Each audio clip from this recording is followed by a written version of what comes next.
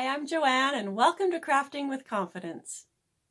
Well, the trees are starting to change colors in my area, a telltale sign that the gift-giving season is coming up soon.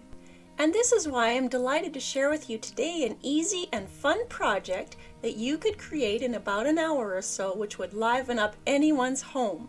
This attractive 5-colored reversible table mat. If you have a stash of fabric in your house, and I'll bet you do, then you won't even need to go shopping to make this project. You'll need 5 colors in total, and as you can see, I've chosen mostly batiks with peach and blue tones. Cut these into 5 width of fabric strips, a dark 1.5 inch strip in the middle, 2 medium colored 1.5 inch strips bordering the dark, and 2 light colored 2 inch strips on each outside edge. Then sew the strips together with 1/4 inch seams, using pins if you want to, but that may not be necessary. And in no time you'll have one of these long multicolored pieces to work with. That was pretty easy so far, wasn't it? Next, press all the seams in the same direction, first on the wrong side and then on the right side. The one special tool I'll be using to cut the fabric is this 45-degree template purchased at a local quilt store. After lining it up with the top edge of the 5 sewn strips, I'll carefully cut in alternate directions. And notice that aside from cutting off the selvage end, there's no fabric waste at all.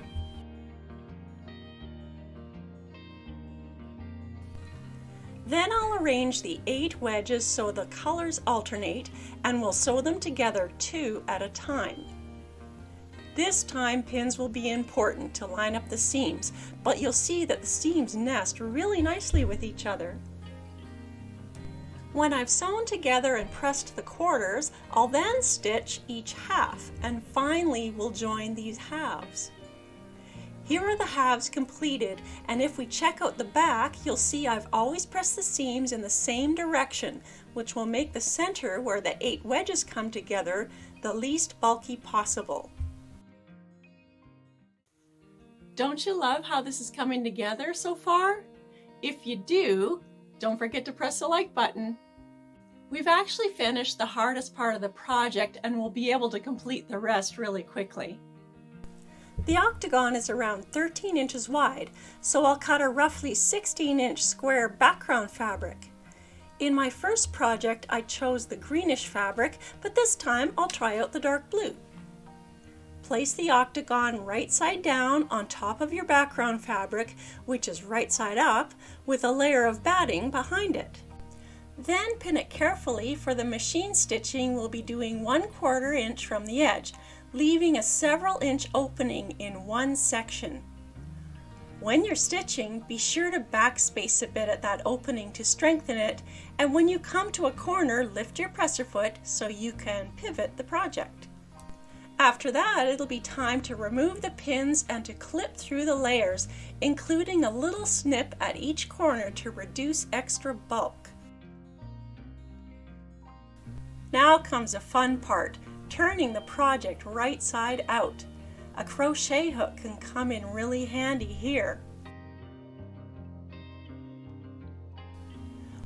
Once it's all smoothed out, pin the opened edge together and hand stitch it. The last step, which will only take a few minutes, will be to top stitch 1/4 inch around the outside of the project and to stitch in the ditch to outline the octagon pieces. And here's the finished table mat, 2 of them in fact.